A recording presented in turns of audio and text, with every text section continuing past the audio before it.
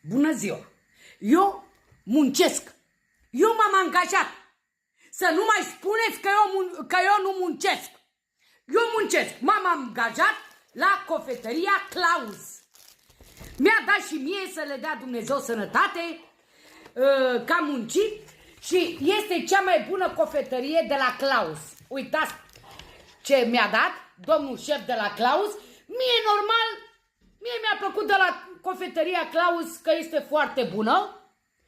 Savarina. Savarina este o delicioasă și mi-a plăcut foarte mult. Dintre toate prăjiturile, este preferata mea Savarina. Eu muncesc, să nu mai ziceți că nu muncesc. Mânca mea Savarina.